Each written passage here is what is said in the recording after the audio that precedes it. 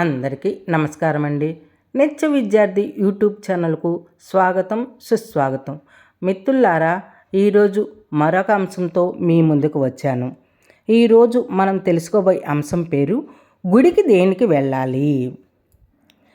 కిటికీలో నుంచి మధ్యాహ్నం వేళ ఉండే సూర్యుడి వేడి తగిలి మేలుకు వచ్చింది. పక్కనే ఉన్న ఫోన్ చూస్తే 11 అయింది.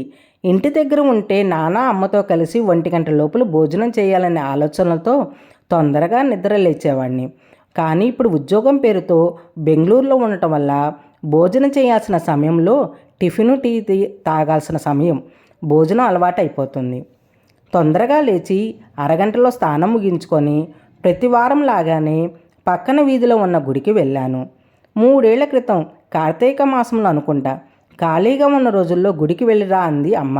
అప్పటి నుంచి ఆఫీసు లేనప్పుడు దగ్గరలో ఉన్న గుడికి వస్తూ ఉంటాను. ఎప్పట్లాగే దండం పెట్టుకొని కొంచెంసేపు గర్భగుడికి పక్కనగా కూర్చున్నాను. గుడి గంటల శబ్దాల మధ్య ఎంఎస్ సుబ్బలక్ష్మి గారు పాడిన విశ్వసహస్రనామం వినిపిస్తుంది.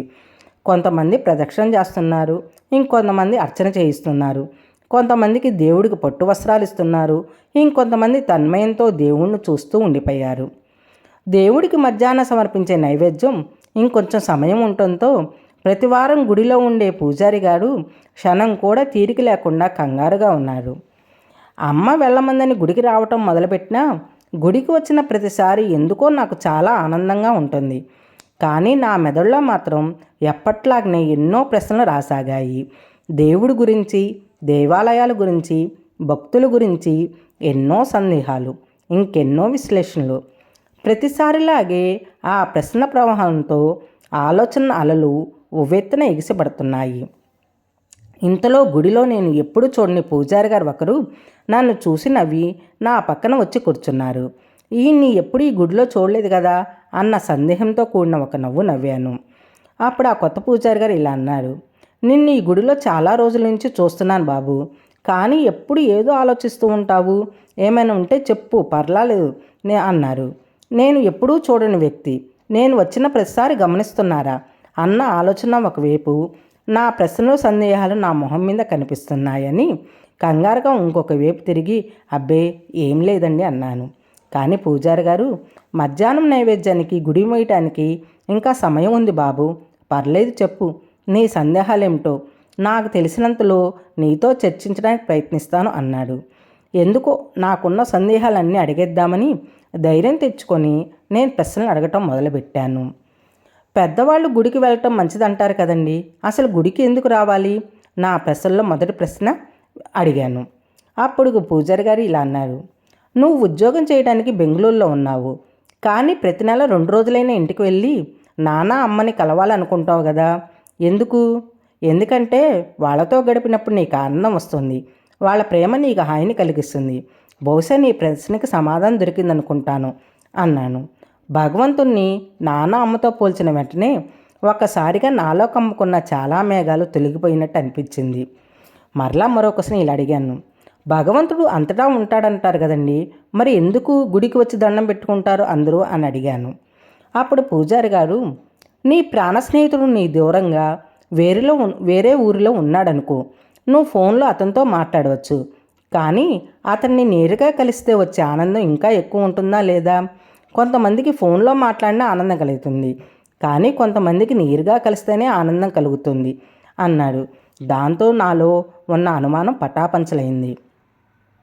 కోరికలు తీరితే కానుకలు ఇస్తా అంటారు కదండి, మరి కానుకలు ఇస్తారని భగవంతుని కోరికలు తీర్చడం కదా అని అడిగాను. అప్పుడు కొత్త పూజారి ఇలా అన్నాడు, నీ కొత్తగా ఉద్యోగం వచ్చిందనుకో, ఆ ఆనందంలో మీ కుటుంబ సభ్యులకు ఏదైనా కొనిపెట్టాలని నువ్వు అనుకుంటావా అనుకోవా? నీ కుటుంబ సభ్యులు నీ కొత్త ఉద్యోగం వచ్చిందని సంతోషిస్తారా?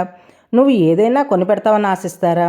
గుర్తుపెట్టుకో, దేవుడు కానుకలు కోరుడు, నీ అభ్యున్నతిని మాత్రమే కోరుకుంటాడు. అందుకనే సత్యభామ వేసిన వజ్రవైద్యురాలకు కాకుండా భక్తితో రుక్ని వేసిన తులసీ దళానికే తూగాడు ఆ శ్రీకృష్ణ పరమాత్ముడు అని అన్నాడు.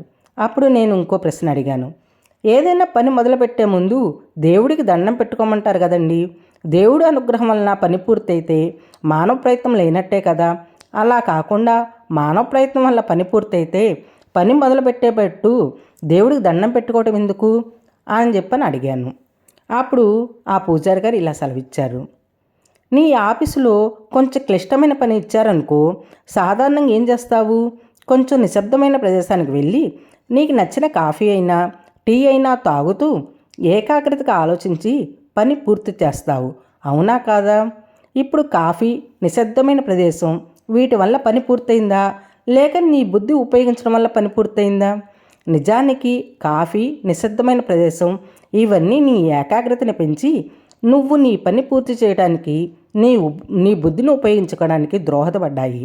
అలాగే దైవ దర్శనం కూడా నీ పని చేయడానికి కావలసిన ప్రసాదన పెంచి నీకు కావలసిన శక్తియుక్తుల్ని సరిగా ఉపయోగించుకోవడానికి దోహదపడే మార్గాలే అని అన్నారు. అప్పుడు నేను మరో క్వశ్చన్ వేశాను. మొక్కులు తీర్చకపోతే భగవంతుడి కోపం వస్తుందంటారు, అది ఎంతవరకు నిజమంటారు? అప్పుడు ఆ కొత్త పూజారి, మీ అమ్మగారితో నువ్వు ఇవాళ సాయంత్రం తప్పకుండా కూరగాయల మార్కెట్ వెళ్ళి నిన్ను తీసుకువెళ్తానని చెప్పి తర్వాత మర్చిపోయి నీ స్నేహితులతో కలిసి సినిమాకి వెళ్ళి వచ్చావు అనుకో, అప్పుడు మీ అమ్మగారు ఏమంటారు? స్నేహితులతో బయటికి వెళ్తే లోకం తెలియదా వెధవకి అని కోపంతో తిడతారా లేదా? అలా ప్రేమగా కోపడతాడు కానీ అలా మర్చిపోయినందుకు నువ్వు కష్టాలు పడ్డావని ఆలోచించరు కదా. మీ తల్లిదండ్రులకి ఇంత ప్రేమ ఉంటే లోకాలంతటికీ ఆ దేవుడు తల్లిదండ్రులు అంటారు, తనకి ఇంకింత ప్రేమ ఉండాలి. ఇవన్నీ విన్నాక ఎందుకో తెలియకుండానే ఆయనకి సాష్టాంగ నమస్కారం చేశాను. నాకున్న ప్రశ్నల సందేహాలన్నీ తొలగిపోయినట్టు అనిపించింది. ఆ ఆనందంలో కళ్ళల్లో నీళ్లు తిరిగాయి. ఆ పూజారికి నవ్వుతూ నా తల నిమిరి, సరే బాబు, నైవేద్యానికి సమయమైంది అని చెప్పి వెళ్ళాడు. తర్వాత తదేకంగా గర్భగుడిలోని దేవుని అలా తన్మయతంతో చాలాసేపు చూస్తూ ఉండిపోయాను. ఇప్పుడు దేవుని చూస్తుంటే ఎందుకో తల్లిదండ్రులు చూస్తున్నట్టుగా, ప్రాణ స్నేహితులు చూస్తున్నట్టుగా అనిపించింది.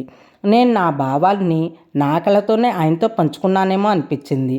ఆ కొత్త పూజారి గారిని కలవాలనిపించి ఆ రోజు సాయంత్రం మళ్ళీ గుడికి వెళ్ళాను. కానీ ఆయన కనిపించలేదు.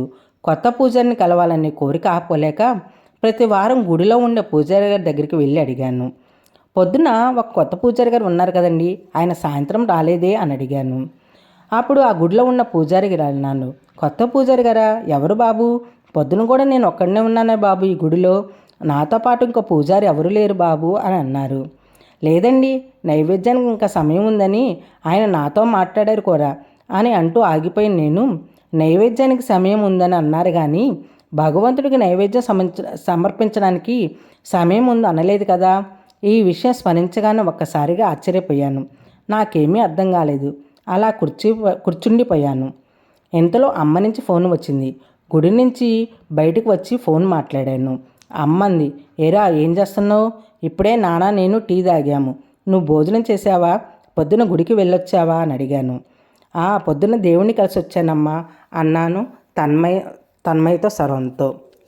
ఓకేనండి, మీకు నచ్చిందా? మీకు నచ్చితే వేరే వాళ్ళు కూడా తెలుసుకుంటారు, వాళ్ళకి కూడా షేర్ చేయండి. మరలా మరొక అంశంతో మీ ముందుకు వస్తాను. చూస్తూనే ఉండండి నిత్య విద్యార్థి యూట్యూబ్ ఛానల్. థ్యాంక్ యూ మిత్రులారా.